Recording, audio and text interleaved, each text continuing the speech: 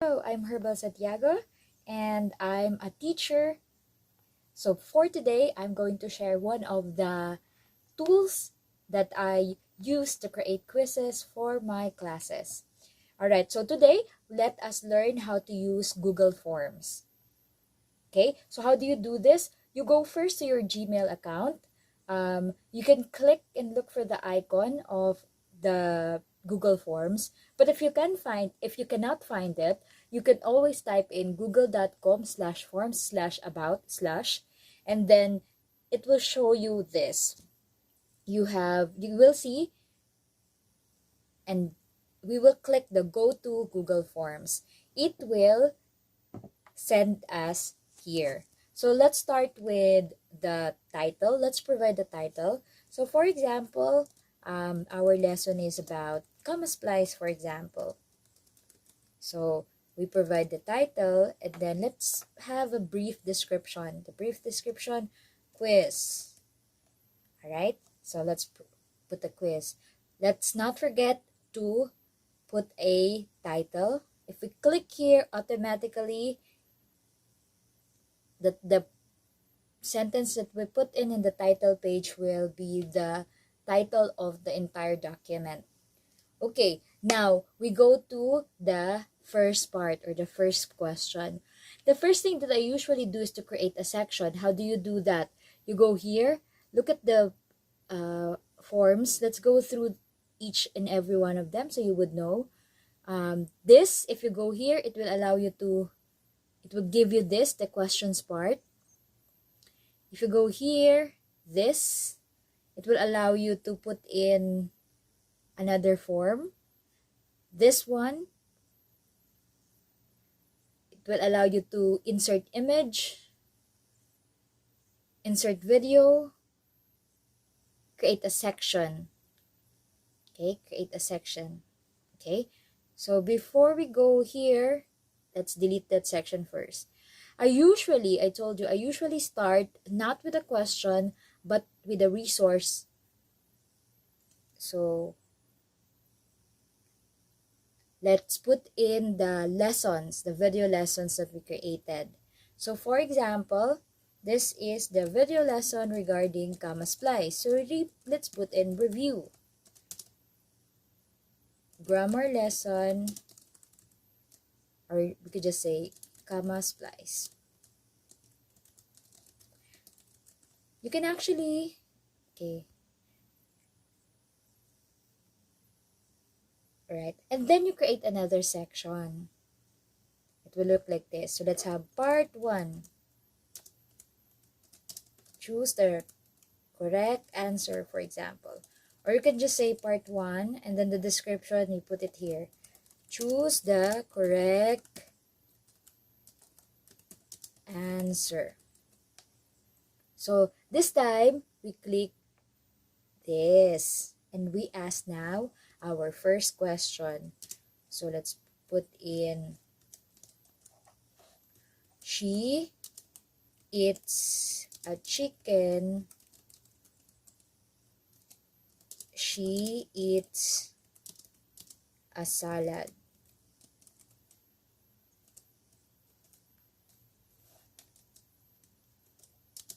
Is this a comma splice? This is a very simple question, but definitely you can create something more complicated than this. Make sure that you click this, the required part, so that your students would not skip it. So you click this, the copy, the duplicate part, and then we could say, how can we fix this sentence?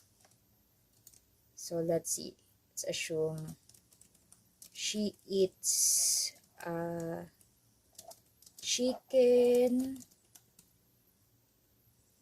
colon, she eats a salad.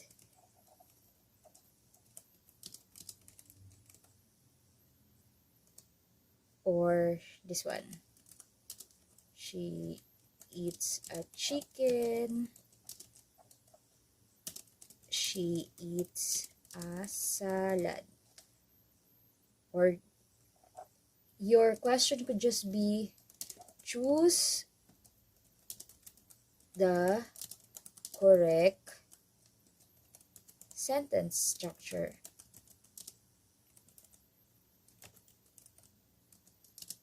Okay, all right. Okay, so at least for our demonstration, that's good enough. Let's add another section, part 2. For part 2, okay, follow the instruction provided. I'm not satisfied with just, numerical questions that our students can easily answer. I usually give them something that will allow them to create sentences, that will allow them to use the lessons in their own way. So we could say create two sentences. Two sentences.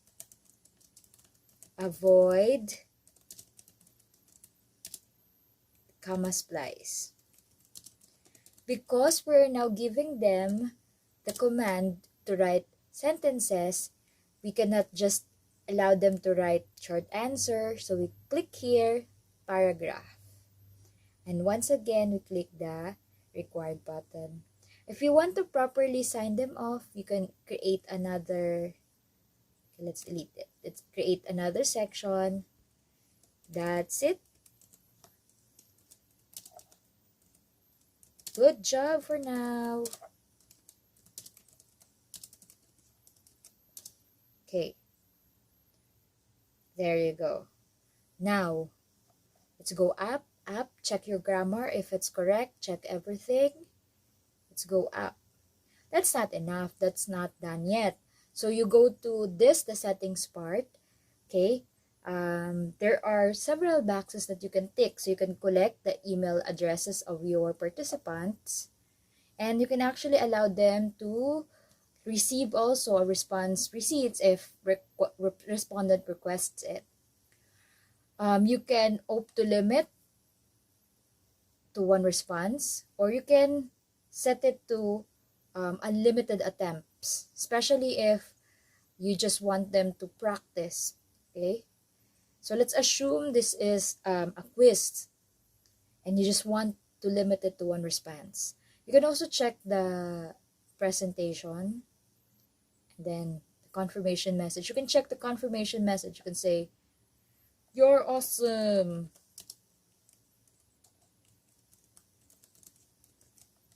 But it's better to just keep it at your response has been recorded. And then the third button, click that. Okay, don't forget to toggle that so you could make your Google form a quiz. So you will assign point values to questions and you will allow auto marking. The release mark could also be immediately after each submission, or you could also put in later after manual review. Because we have qualitative quizzes, qualitative data, I usually put in later after manual review so that I could check the sentence structure of my students first before I release their score. Okay, and then click the save button. Don't forget that. Now, what will change? Now, we can see that it will show email address, valid email address. And if we now click our quizzes, number 1, the answer key button will show. Click that and assign the value 1 point. Put in the correct answer. Click the done. Don't forget to click the done button. Okay, do it again. Click the answer key. Choose the right answer. Assign points. Click the done button.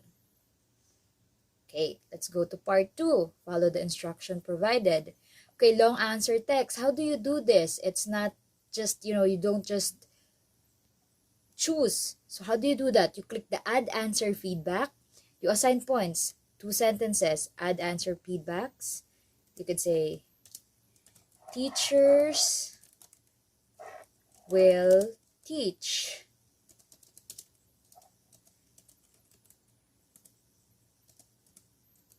Students will learn. And the second sentence is, the pandemic will not stop us. We will continue to persevere. There you go. And then you put in save. Could be a link. You could also link it or text to display. So let's just say. Or you could also add a video also. Okay. But for now, that feedback is enough. Don't forget to click the save. And that's that. And then done. Okay. Now go up, up, up again. Back. Automatically, the color of the form is violet. But you can always change it depending on the color that you want. You can make it green. Let's make it green. Theme options. Okay. Alright, good. Now, before you go, don't forget to check. Check first your quiz. So let's assume, okay, let's use my email address. Okay, let's not put my email address. Okay, word matters training at gmail.com. Okay.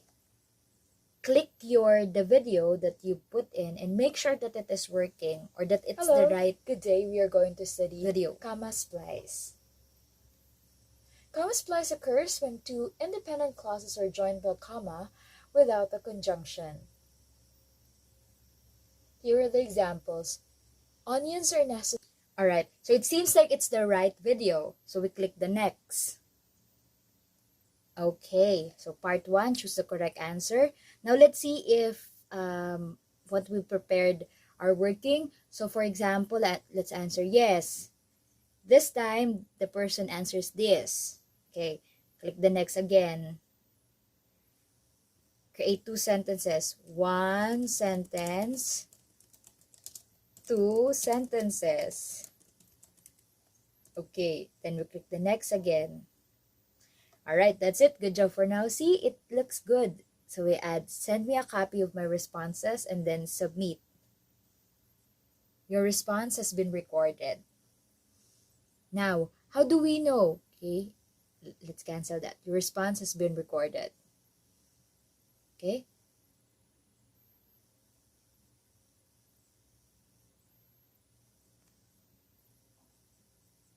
Alright, so we have the response here. You can see the responses here. You can check the answer here.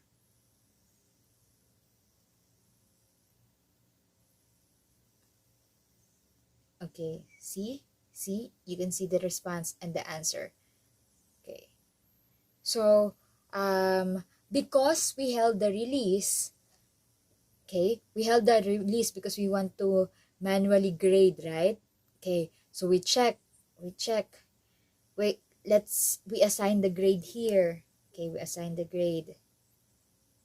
So we say save. And then we release the score. Okay, send emails and release. Alright, release score. Now, the person will get the correct answer via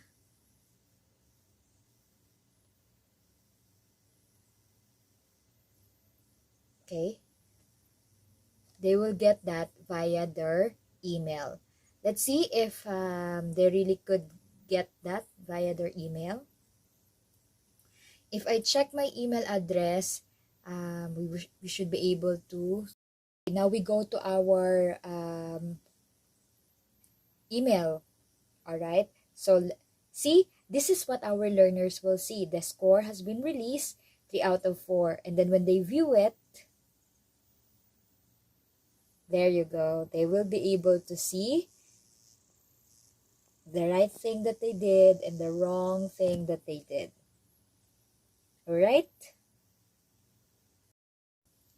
And that's a wrap. That's it. That is our tutorial on how to create a Google Forms and how to make it a quiz that you can incorporate in your classes.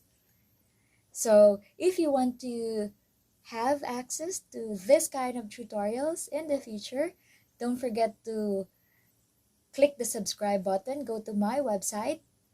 Uh, there are two YouTube accounts that you can go to. Either it's Word Matters Training Academy or my personal account, Herbel Santiago. Click the subscribe button so that you will be notified of the latest tutorials. You may also visit wordmatterstrainingacademy.com as the website. And I hope that this has helped you. Good luck on your teaching journey. That's it for today. Have a great day ahead of you. Bye!